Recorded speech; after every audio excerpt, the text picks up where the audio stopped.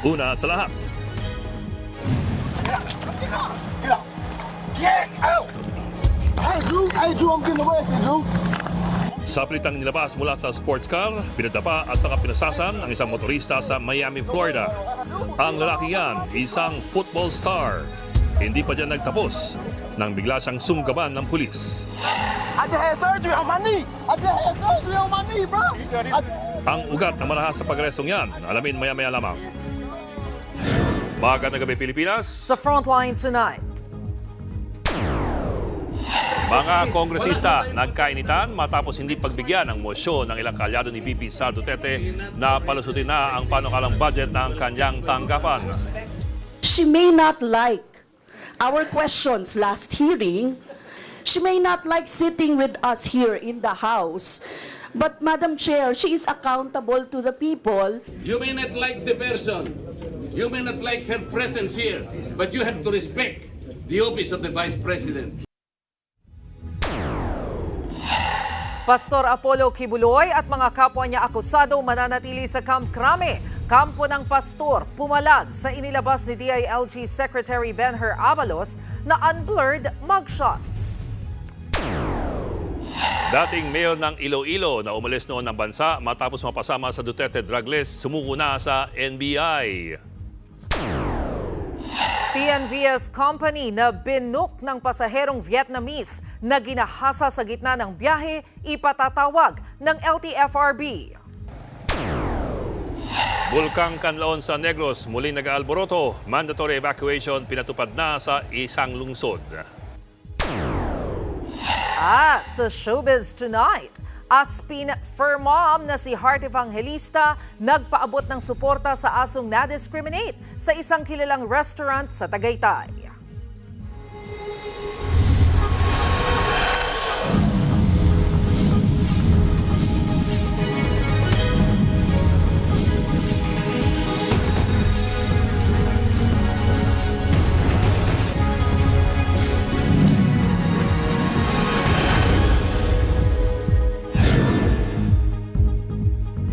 Ipatatawag ng LTFRB ang kumpanya ng TNVS kung saan isang paserong Vietnamese sa Parañaque ang ginahasa at pinagnakawan sa loob ng sasakyan. Naaresto agad ang driver habang patuloy namang pinaghahanap ang kanyang kasabwat. Nasa frontline na balitang yan, Dave Abuel. Sa kuha ng CCTV na ito sa Parañaque nitong Huwebes ng madaling araw, makikita ang isang kotse na pumasok sa isang village. Sumakay sa naturang kotse ang isang babaeng Vietnamese. Binook ng babae ang kotse sa isang ride-hailing app para umuwi. Hindi na nakunan ng CCTV ang sunod na nangyari. Pero ayon sa mga pulis, nagpaikot-ikot lang ang sasakyan imbes na dumiretso sa bahay ng babae. Nagsakay pa raw ng isa pang lalaki ang kotse. Ang lalaking ito, ginahasa umuno ang pasaherong Vietnamese. Ninakawan pa ng mga sospek ang biktima ng cellphone at perang nagkakahalaga ng 35,000 pesos. Parang meron sila ng arrangement na pagka may nabook sila sigurong babae, is merong isang lugar kung saan niya pipick upin yung kanyang kasabwat. Sa loob po ito ng sasakyan nangyari yung panggagahasa. Yes, habang tumatakbo po yung sasakyan. Agad namang nakapagsumbong sa mga pulis ang babaeng Vietnamese. Sa follow-up operation, natunton at inaresto ang driver ng TNVS sa Cabuyao, Laguna. Natukoy siya gamit ang ID na ipinakita niya nang pumasok sa village kung saan sumakay ang biktima. Nakuha mula sa lalaki ang isang baril, mga bala, 2 cellphone, patalim at iba pang gamit. Kinumpis ka rin ang kotseng ginamit sa krimen. Naharap ang driver sa reklamong robbery with rape at paglabag sa Comprehensive Firearms and Ammunition Regulation Act at illegal possession of deadly weapon. Patuloy namang pinaghahanap ang kasabwat niya na itinuturong ng halay sa Vietnamese. Ayon sa LTFRB, may pananagutan din sa krimen ang TNVS Company. Kailangan din po namin ipatawag yung concerned TNC, no, dahil may ano po sila, no, jurisdiction or may authority po sila or responsibility over the selection and supervision ng mga TNVS po na inaccredit po nila. While online po kasi yung TNVS, they have the responsibility po over the over the accredited TNVS driver. Posible raw na magdagdag ang ahensya ng mga ipatutupad na safety policy sa mga TNVS para sa kaligtasan ng mga pasahero. As of now po kasi, no, yung mga kagaya ng mga policies sa mga automatic lock, sa tint, no, so I think we have to revisit dan pagdating sa TNVS, no, kung ganun din po yung gagawin natin nila sa gagaya sa taxi. Nakahanda na ang tanggapan na maglabas ng show cause order laban sa TNVS company na kinabibilangan ng sospek. Nagbabalita mula sa Frontline, Dave Abuel, News 5. Mananatili sa kustodiya ng mga pulis sa Camp Crame si Pastor Apollo Kibuloy at mga kapwa niya akusado sa iba't ibang kaso. Pumalag naman ang kanyang kampo sa inilabas na unblurred mugshots ng pastor. Nasa frontline ng balitang yan, Simon Gualvez. Eksklusibong ipinakita sa News 5 ng Bureau of Jail Management and Penology o BJMP ang itsura ng selda sa Quezon City Jail sa Payatas kung saan ikukulong sana sina Pastor Apollo Kibuloy at ang 4 niyang kapwa-akusado. Ayon sa BJMP, hindi ituturing na VIP sina Kibuloy kung dito sila ikukulong.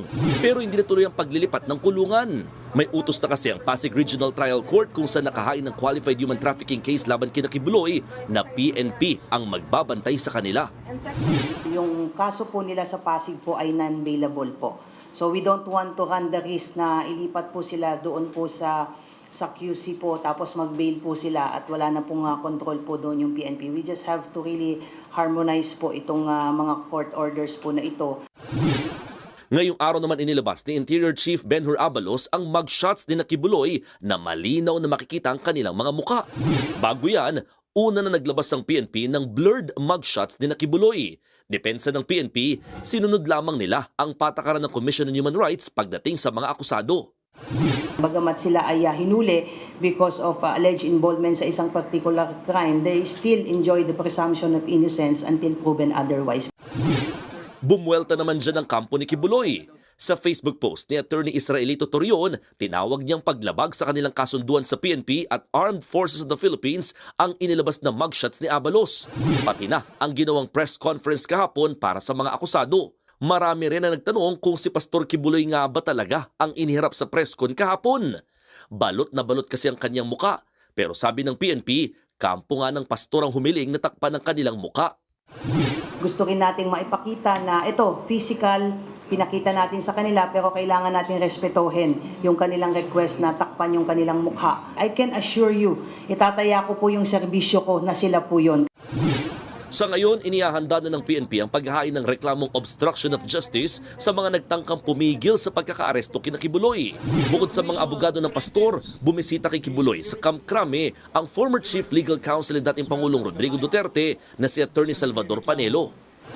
Pinapasinungalingan niya yung sinasabi na siya inaresto. Sabi niya nung una palang punta nila, kung naging maayos ang pagpunta nila ron, talagang nag-iisip na akong mag-surrender. Pero ang problema, sabi niya, masyado silang marakas. Masyadong mayabang to si Torre.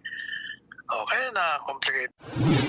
Ipauubayan naman ng Armed Forces of the Philippines sa korte ang hiling ng kampo ni Kibuloy na ilipat siya sa kustodiya ng militar. As to how their camp will ensue, whatever they will be doing moving forward, we will be respecting what will be in regards to law enforcement. So Armed Forces of the Philippines po, we fully support law enforcement operations that are being done, and kung ano po yung role that we can play in this, then we will be ready to give our support. Una na itong tinutulan ng Department of National Defense. Hindi raw militar ang dapat humawak sa mga nahaharap sa kasong kriminal gaya ni Kibuloy. Nagbabalita mula sa Frontline, Mon Gualvez, News 5. Kung papansinin mo ang mga pahayag ni Pastor Apollo Kibuloy, malinaw na may matindi siyang galit at pagdududa sa gobyerno ng Amerika. Sa kanyang mga pahayag, paulit-ulit niyang sinasabi na gusto siyang ipaligpit o kaya ipakidnap ng US government. Diyan silang dalawa nagkakasundo ng kanyang matalik na kaibigan na si dating Pangulong Rodrigo Duterte. Pero ano ang pinaghuhugutan nilang dalawa? Sa programang Storycon ng One News, binanggit ng abogado ni Kibuloy ang isang insidente sa Davao City na siya ring pinagmulan ng galit ni Duterte sa gobyerno ng US. Ito po ang kaso ng isang nagangalang Michael Mering noon pang taong 2002. Si Michael Terence Mering ay isa pong British-American surgeon na pabalik-balik sa Davao City mula pa noong dekada 90. Ang pakilala niya sa kanyang sarili ay isang treasure hunter. Umiikot sa Mindanao para maghanap ng kayamanan. Pero minsan sinasabi raw niya na siya ay miyembro ng grupong Christians in Action or CIA. Seryoso ba siya? Malamang po hindi, pero lalo itong dumagdag sa intrigang umiikot sa kanya. May 16, 2002, malubha po siyang nasugatan ng may sumabog sa kanyang kwarto sa room 305 ng Evergreen Hotel sa Davao City. Putol ang kanyang mga paa. Ayon sa investigasyon ng pulisya, mukhang may tinatagong dinamita si Mering sa kanyang kwarto na bigla ang pumutok. Ito po ang problema. Habang naka-confine si Mering sa Davao Medical Center, 4 daw na nagpakilalang FBI agents ang biglang dumating at nilipad si Mering papunta po sa Manila. Sa puntong ito, kakasuhan pa lamang daw ng Davao Police si Mering ng illegal possession of firearms and explosives. Habang nasa Manila, pinasok si Mering sa Makati Medical Center at matapos ang ilang araw, nilipad na siya papunta po sa Amerika. Galit na galit dito si nooy Mayor Rodrigo Duterte ng Davao City dahil nabastos daw ang investigasyon ng lokal na PNP at ang mismong soberenya ng Pilipinas. Bakit daw dinampot si Mering ng FBI at nilipad sa US bago siya ma-question kung bakit meron siya mga pampasabog sa Davao City? Dala-dala po yan ni Duterte hanggang siya'y maupong Pangulo. October 2016, muli itong inungkat ni dating Pangulong Duterte. Sa pagpuslit kay Mering palabas ng Pilipinas, binastos daw tayo ng Amerika. Ito po yung wanted poster na nilabas ng PNP laban kay Mering noong taong 2002 para po sa illegal possession of explosives. Yun lang kasi, habang tumatagal parang lumalaki ang istoryang ito. Ang sabi po ng ilan, si Mering daw ay isang secret CIA agent na maaaring may kinalaman sa mga pambobomba sa Mindanao noong panahong yon.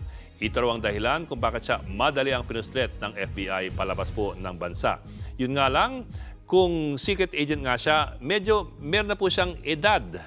Ang nakalisan niyang edad ng panahong yon ay malapit na po sa 70. Isa pa, ang mga field agents ay hindi po aasahang magpakilala na CIA kahit pabiro. Ano pa man, ang pagpusit kay Mering palabas po ng Pilipinas ay muling inungkat ng kampo ni Pastor Kibuloy. Yung nga po sa programang Story ko ng One News, nababahala raw ang kampo ni Kibuloy na baka siya rin daw ay kidnapin ng Amerika, gaya ng ginawa kay Mering na pinuslit papunta sa US. Yang malaking pagdududa ni Kibuloy at Duterte sa Estados Unidos ay ramdam pa rin ngayon sa Davao City. Nitong weekend lamang, marami ang nawingwang sa paglipad po ng isang helicopter malapit sa KOJC compound kung saan daw nagtatago noon si Pastor Apollo Kibuloy. Ang SMNI agad binalita na ang helicopter po na ito po nasa picture, screen grab po mula sa SMNI, ay katumbas ng helicopter na ginagamit ng US Marine Corps, ang CH-47 Chinook helicopter. Hindi raw ito ang unang beses na isang eroplanong gamit daw ng US military ay lumipad sa airspace ng KOJC. Yun lang po, madaling malimutan na ang KOJC po ay katabing-katabi lamang ng Davao International Airport. Isa pong major na paliparan kung saan marami pong mga eroplano at helicopter. Isa pa, kung susuriin mo po ang serial number at ang pintura ng nasabing helicopter, ito po ang lalabas. Ito pong Vertol 107 with serial number N168CH ay isa pong civilian helicopter na pag-aari ng Columbia Helicopters. Ang Columbia Helicopters naman ay isa pong pribadong kumpanya ng mga heavy lift helicopters na tinayo noon pang dekada 50 at nakabase po sa Oregon sa US.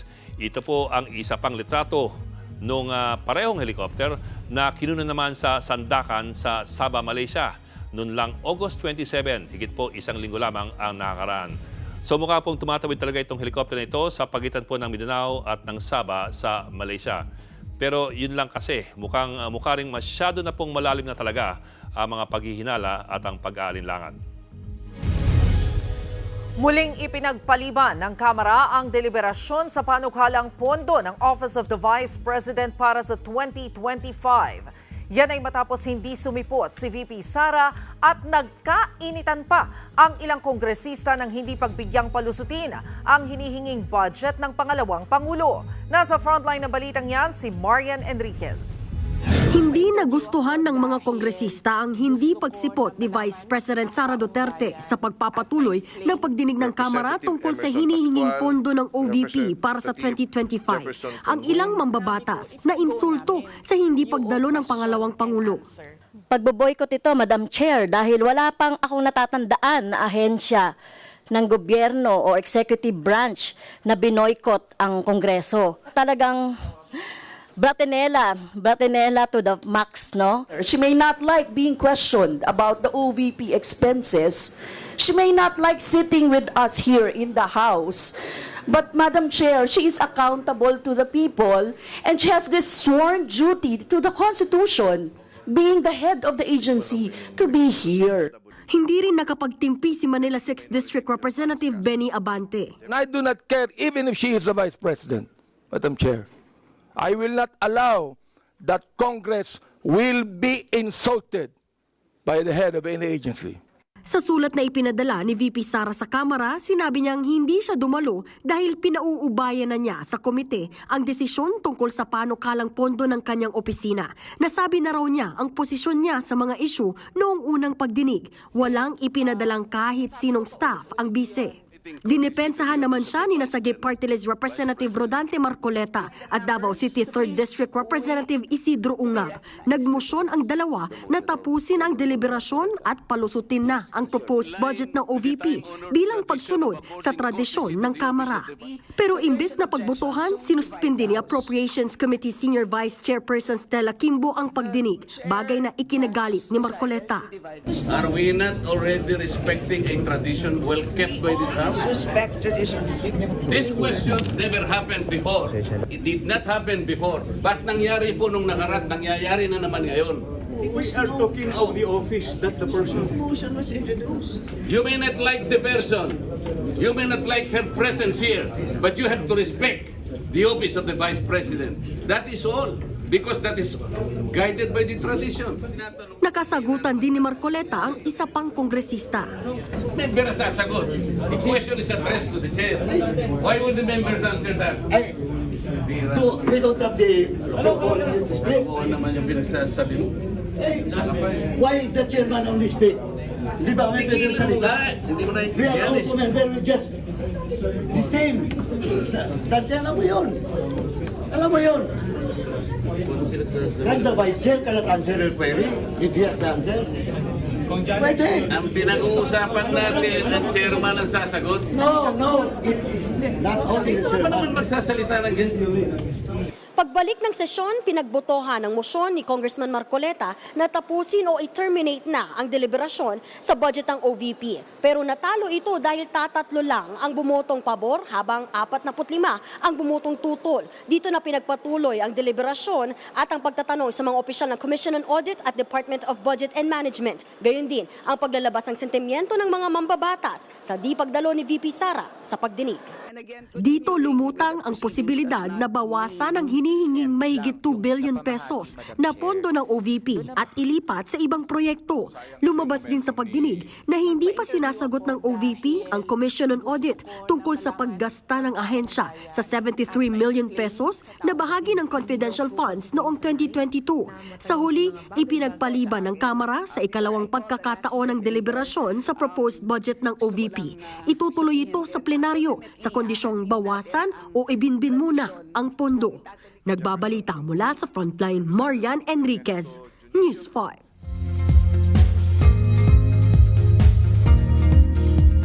Lumakas at isa na pong tropical depression ang binapatayang sama ng panahon sa labas ng Philippine Area of Responsibility.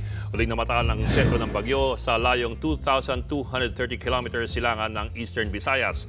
Ayon sa Pag-asa, nagpapaulan na ang trough o extension yan sa Calaga at sa Davao Region. Sa Huwebes o Biyernes ito posibleng pumasok sa PAR at tatawagan po itong bagyong Ferdy.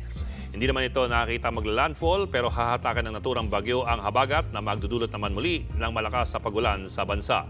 Sa forecast ng Metro Weather, magiging maulan bukas na tanghali sa Mindoro at sa Bicol Region. Sa hapon naman bubuhos ang ulan sa Cagayan Valley, Central Luzon at ilang bagay ng Calabarzon, Ilocos at Cordillera Region. Posible na rin ulan bukas ng umaga dito sa Metro Manila. May pagulan na rin sa hapon sa Palawan, Western Visayas, Negros Island, Bohol, Northern Samar at pati na rin po sa halos buong Mindanao. Idilikas na ng lokal na pamahalaan ng Canlaon City sa Negros Occidental ang mga residente ng 5 barangay sa paligid ng Bulkang Canlaon. Kasunod ng muli nitong pag-aalboroto. Nasa frontline ng balitang yan si Brian Basa. Nabalot ng makapal na usok ang bunganga ng Bulkang Canlaon sa Negros Island kaninang umaga. Sa huling datos ng PHIVOLTS, umakyat na sa halos 10,000 tonelada ang ibinubuga nitong sulfur dioxide. Pinakamataas daw ito ngayong taon. Umabot na ang amoy ng asupre sa ilang barangay sa Bago City, La Carlota City at Canlaon City sa Negros Occidental. Pinapayuhan ang mga residenteng malapit sa bulkan na magsuot ng face mask, partikular na ang N95, N96 o N98. Ayon sa FIVOLTS, delikadong makalanghap ng sulfur dioxide lalo na ang mga may hika at sakit sa baga. Bukod naman sa asupre, sunod-sunod din ang naitatalang volcanic earthquake sa Canlaon. Ayon sa FIVOLTS, umabot na ito sa halos 300 simula kaninang hating gabi. Naramdaman ang intensity 2 sa ilang barangay sa Canlaon City. Paliwanag ng FIVOLTS. Ang VT earthquakes po, ito po ay medyo nakakabahala kapag dumadami. Lalong-lalo na po kapag ito po ay sunod-sunod, ano? Dahil ito po ay isang sign o hudyat na nagbabasag po ng pathway ang magma para ito po ay lumabas sa surface po ng bulkan. Nananatili pa rin sa alert level 2 ang bulkang Canlaon. Pero ayon sa FIVOLTS, kailangan daw maging handa at alerto. Dahil dyan, ipinag-utos na ng lokal na pamahalaan ng Canlaon City ang mandatory evacuation sa mga residenteng nasa 4-kilometer permanent danger zone. Nasa 5 barangay ang kinailangang ilikas dahil sa pag-aalboroto ng bulkan. We have on standby na 6,800 na food packs from the SWD. We also have stock na mga face mask. Nitong Hunyo lang nang huling pumutok ang bulkang Canlaon, mahigit 500 pamilya sa Negros Occidental at Negros Oriental ang inilikas noon sa mga evacuation center. Nagbabalita mula sa Frontline, Brian Basa, News 5. Susunod, akusasyon ni VP Sara Duterte na 2 tao lamang ang may hawak ng budget ng bansa. Diversionary tactic lamang daw ayon sa isang kongresista. Dating Iloilo City Mayor Jed Mabilog na idinadawit noon sa illegal na droga, sumuko na matapos ang 7 taong pagtatago. At American football star sa pilitang hinila palabas ng kanyang sports car, pinadapa at sinunggaban ng pulis sa Florida. Magbabalik pa ang Frontline Tonight.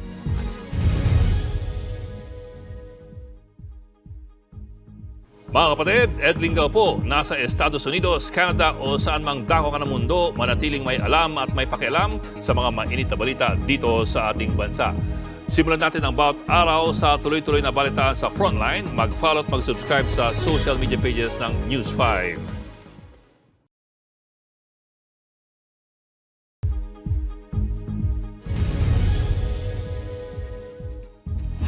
Diversionary tactic lamang daw ang bagong alegasyon ni VP Sara Duterte na sina Speaker Martin Romualdez at Congressman Zaldico ang may control sa pondo ng bansa.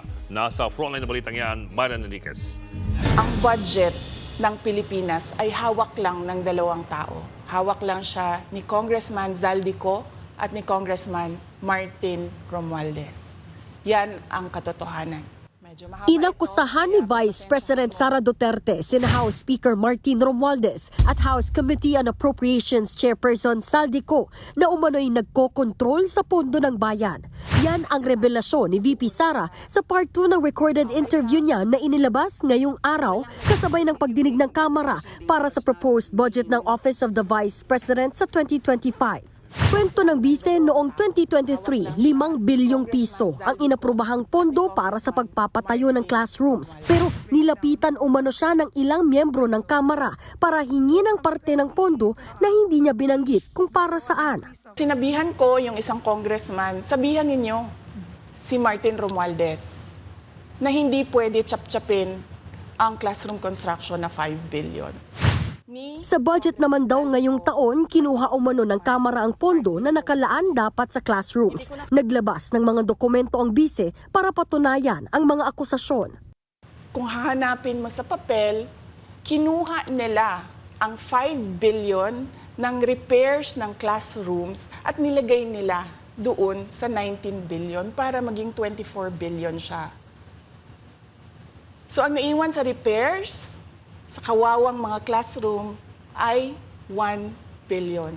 Ito raw ang isa sa mga dahilan kung bakit nagbitiw si VP Sara bilang Education Secretary. Hindi na ako papayag na sa susunod na taon, ganyan pa rin ang gawin nila at ako yung mananagot sa ginagawa nila. Kaya yan yung sinasabi ko, bakit pa tayo mag-question and answer dito para atakihin niyo ako? Ang masusunod lang naman sa budget, 2 tao lang. Agad namang pinabulaanan ni Congressman Saldico ang mga akusasyon ng bise. Giit niya, diversionary tactic lang ito ni VP Sara. Paano raw mangyayaring kontrolado nila ni Romualdez ang budget dumaraan naman daw ito sa proseso. Binubusisi raw ito ng mahigit 300 kongresista at 24 na senador. Talaga pong tatak Duterte na yata ang pambubudol. Mula sa peking war on drugs, peking good governance, peking pagkontra sa korupsyon, at ngayon, peking sagot sa mga issue. Tulad ng tatay niya, gusto niyang ilihis ang usapin sa tunay ng isyung kinakaharap niya. Inililihis lang daw ng bise ang mga tunay na issue gaya ng paggasta niya sa pera ng bayan. Ayaw niya kasing magpaliwanag. 125 million confidential funds spent in 11 days at nagsabi mismo ang COA na mali ang paggastos nito. Kung bakit kulelat ang mga batang Pilipino sa math and science sa ilalim ng panunungkulan niya bilang DepEd Secretary. Kung bakit malala ang korupsyon sa DepEd at palpak ang kanyang panunungkulan dahil tamad at hindi siya pumapasok kahit minsan sa Department of Education. Hanggang ngayon wala pang komento si House Speaker Martin Romualdez tungkol sa mga paratang ni VP Sara. Pero dahil sa mga akusasyon ng bise at hindi niya pagsipot sa pagdinig, mukhang mas mahihirapan daw maipasa ang panukalang pondo ng OVP. Ayon kay Lanao del Sur 1st District Representative Zia Alonto Adyong. It made a lot difficult for me to, because you cannot sponsor something which you basically do not know.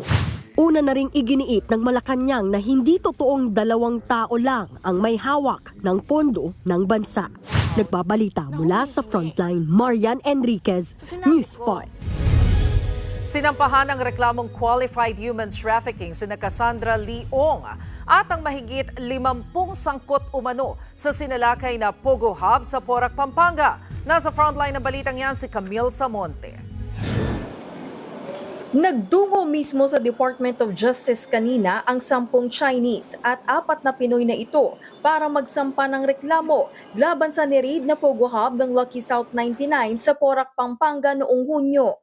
Mga biktima raw sila ng human trafficking na sapilitang pinagtrabaho sa nasabing Pogo Hub. Kasama ang PNP, CIDG at Presidential Anti-Organized Crime Commission o PAOK kanina. Nagsampa sila ng reklamong qualified human trafficking laban kina Cassandra Leong at sa 53 pang opisyal at incorporator ng Whirlwind at Lucky South 99. Una nang itinanggi ni Ong sa pagdinig sa Kamara na parte siya ng Pogo. Anya, incorporator siya ng Whirlwind Corporation at taga-ayos lang ng mga papeles at lisensya ng Lucky South 99. Pero sa investigasyon ng DOJ, lumalabas na iisang kumpanya lang ang Whirlwind at Lucky South. Lagi niyang sinasabi na wala sa pinalaman sa Lucky South 99, sa ano lang siya, sa Whirlwind, doon sa lessor company. Kumbaga, ang negosyo lang niya, ang trabaho lang niya ay magpaupa. Pero ang team naman, ang investigative team namin, ay hindi binigyan ng pansin yung depensa na yan. No? Para sa kanila, iisa lang, ang Lucky South 99 at ang Whirlwind Corporation. Ayon pa sa PAOK, kilala talaga ang Lucky South 99 bilang sindikatong dumudukot ng mga Chinese. Ang modus nila, ibaon sa utang ang kanilang biktima sa kapuwersahang pagtrabahuhin sa Porac kapag hindi nakapagbayad. Meron kasing grupo talaga ng Chinese group na kidnappers po talaga. Mga loan sharks na sa mga casinos dito sa Metro Manila, tapos tinitingnan nila kung sino vulnerable para pautangin. Then ibebenta nila ng higit pa doon sa pagkakautang doon sa mga Pogo. Yung isa dong Chinese, pinautang ng 450,000 nata, nagmadyong ng 3 gabi, natalo. Nung natalo, hindi na makabayad, diniretso na siya sa Lucky South. Giit ng DOJ, may mga kaso pa na isasampa laban kina Ong dahil malinaw na sangkot sa krimen ang negosyo ng Lucky South 99 at Whirlwind Corporation. Matatandaan na kasama rin si Ong sa reklamong money laundering na isinampa laban kay Alice Go. Dawit din sa reklamong isinampa sa DOJ kanina, sina Warren Wu na incorporator ng Whirlwind at si Zhang Ji na dating presidente ng Lucky South Outsourcing. Silang dalawa raw ang tumulong sa grupo ni dating Bamban Mayor Alice Go sa pag-book ng mga hotel nang magtago sila sa Indonesia. Damay din sa reklamo ang corporate secretary ng Lucky South na si Ronaldin Baterna at Dennis Cunanan na tumatayong representative din ng Lucky South. Babalita mula sa Frontline, Camille Samonte, News 5. Tinalaga bilang officer in charge ng Bureau of Immigration si Deputy Commissioner Attorney Joel Anthony Viado. Nirekomenda si Viado ni Justice Secretary Boying Rimulya na inaprobahan naman ni Pangulong Bongbong Marcos. Kasunod po yan ang pagpapatalsik kay Norman Tansinco bilang hepe ng BI kaugnay ng pagtakas sa bansa ni dating Bamban Tarlac Mayor Alice Go. Sa isang panayam, sinabi ni Rimulya na hindi siya nagkulang sa mga paalala kay Tansinco na ayusin ang iba't ibang issue sa Bureau of Immigration. Dagdag po niya, mahalagang magpatuloy ang mga serbisyo ng BI sa pamumuno ni Viado habang wala pang napipiling permanenteng komisyoner. Pansamantalang nakalaya si dating Iloilo City Mayor Jed Patrick Mabilog matapos sumuko kanina. Ayon sa isang mapagkakatiwalaang source, nakapagpiyansa si Mabilog sa Sandigan Bayan kaninang hapon. Ito ay para sa kasong paglabag sa Code of Conduct at Anti-Graft Practices Act na isinampa ng Ombudsman laban sa kanya noong nakaraang taon.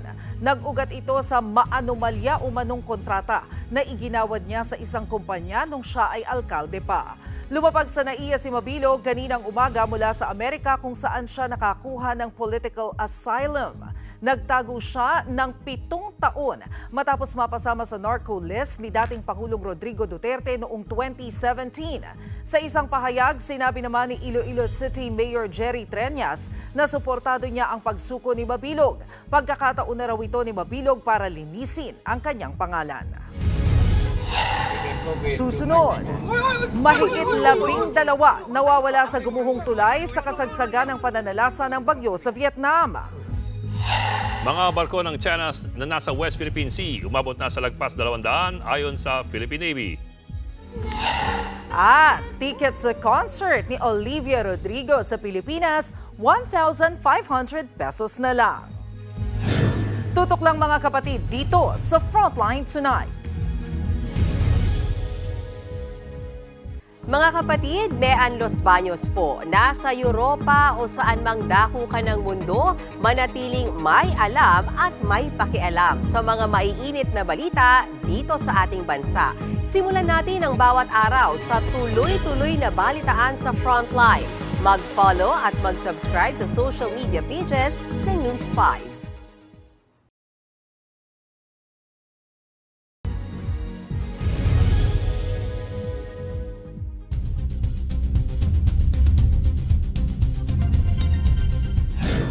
Umabot na sa mahigit 80 ang patay sa pananalasa ng Bagyong Yagi o Enteng sa Vietnam. Sa pulsa video ang gumuhong tulay kung saan may nahulog na truck. Yan ang Frontline News Abroad. Pagmasdan ang dashcam footage na ito ng isang sasakyan sa Vietnam kahapon.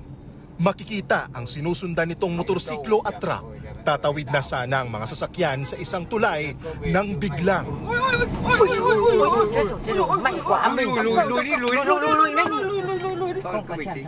gumuho ang tulay at tuluyang nahulog sa ilog ang truck. Napahinto naman ang rider at bumaba sa kanyang motorsiklo. Ang kotse naman makikitang unti-unting umatras at bumuelta palayo sa gumuhong tulay. Sa video na ito, makikita ang pagragasa ng tubig sa ilog na halos umapaw na. 4 na tao ang nasagip habang mahigit 12 ang nawawala. Natuklap naman ang bubong ng 2 palapag na kainang ito sa Quang Ninh Province. Nabasa at nagkasira-sira ang mga lamesa, upuan at iba pang kagamitan. Kabilang ito sa halos 50,000 bahay at establishmento na nasira o nalubog sa baha sa hilagang bahagi ng Vietnam. Nagtumbahan din ang ilang puno at poste ng kuryente sa kalsada dahil sa malakas na ulan at hangin na dulot ng Typhoon Yagi o Bagyong Enteng na unang nanalasa sa Pilipinas. Ayon sa gobyerno ng Vietnam, umabot na sa 82 tao ang napaulat na nasawi. Karamihan sa kanila, biktima ng flash floods at landslides. Mahigit 60 naman ang nawawala at nasa 700 ang nasugatan. Ang Typhoon Yagi ang itinuturing na pinakamalakas na bagyo sa Asia ngayong taon. Nagbabalita mula sa Frontline, Gio Robles, News 5. Mas dumami pa mga barko ng China na namataan sa West Philippine Sea. Ayon sa Philippine Navy, 207 Chinese ships ang na-monitor nila kagabi. Kabilang po dyan ang mga barko ng Chinese Navy, Coast Guard at Chinese Militia. Ito na raw pinakamaraming bilang ng Chinese ships na naispatan sa West Philippine Sea ngayong taon. Sa kabila po niyan, ayon sa Philippine Navy, iligal ang pagpwesto ng mga barko ng China sa ating Exclusive Economic Zone or EEZ.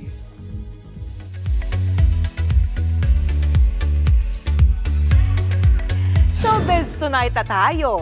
Pinusuan ng fans ang malapresyong Pinoy na ticket sa upcoming concert ni Olivia Rodrigo dito sa Pilipinas. Yan at iba pang music updates sa report na to.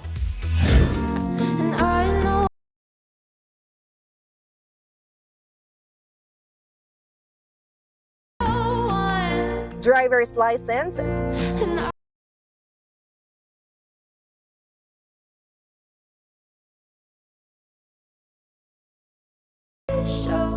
Deja vu.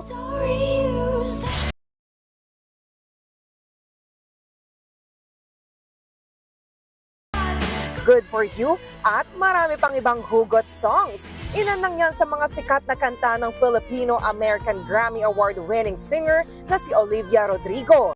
Malapit na yung mapakinggan ng live ng kanyang Pinoy fans sa kanyang God's World Tour sa Philippine Arena. Ang good news, lahat ng ticket nagkakahalaga lang ng 1,500 pesos. Hanggang 4 na tickets lang ang pwedeng bilhin ng isang tao na sisimulang ibenta na this Saturday. Random ang pwestong ibibigay sa kada ticket. Bahagi ng kita sa concert ay mapupunta sa Olivia Rodrigo's Fund for Good Organization na sumusuporta at tumutulong sa karapatan ng mga kababaihan.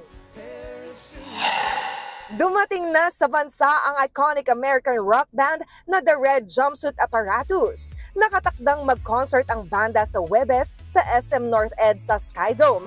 Nakilala ang banda sa mga kantang Face Down, False Pretense at ang kanilang 2008 hit song na Your Guardian Angel.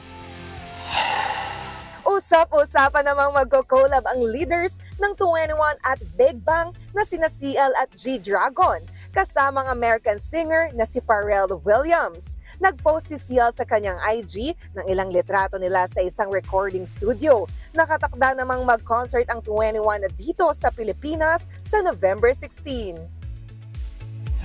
Diyan lang kayo mga kapatid, may init pa akong chika mamaya. Abangan, football star, marahas na inaresto ng mga pulis sa Amerika. Get out! Hey, Drew, I'm getting arrested, Drew. At K-pop idols in demand ngayon sa mga luxury fashion brand. Tuloy-tuloy ang balitaan dito sa Frontline Tonight. Mga kapatid, Ed Lingaw po, nasa Estados Unidos, Canada o saan mang dako ka ng mundo, manatiling may alam at may pakialam sa mga mainit na balita dito sa ating bansa. Simulan natin ang bawat araw sa tuloy-tuloy na balitaan sa Frontline. Mag-follow at mag-subscribe sa social media pages ng News 5.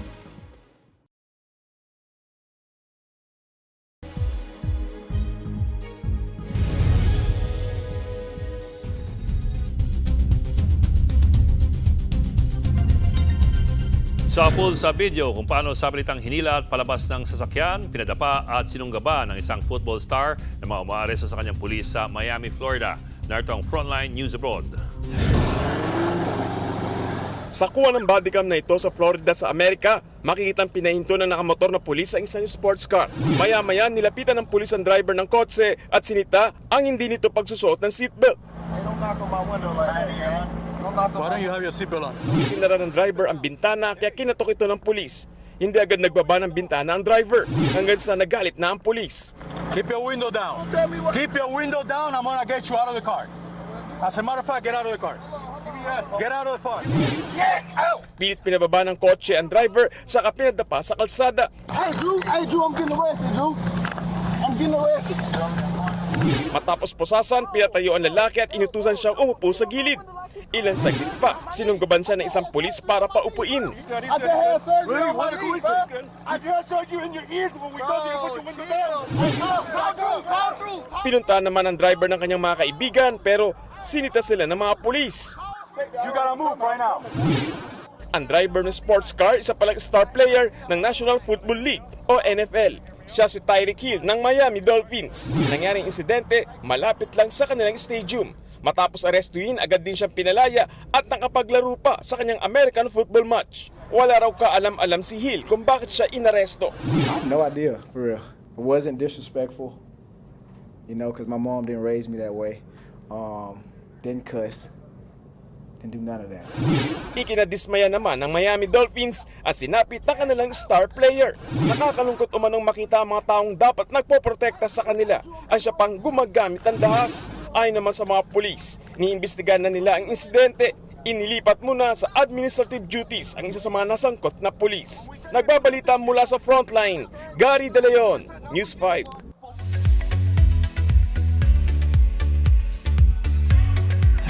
In demand ngayon sa mga luxury fashion brand ang mga K-pop idol. Kabilang dyan ang Stray Kids na rumampa sa prestiyong song Met Gala noong Mayo. Naging matunog din ang Blackpink, BTS at aespa bilang mga brand ambassador. Ayon sa ilang fashion experts, may sarili ng community ang mga K-pop idol.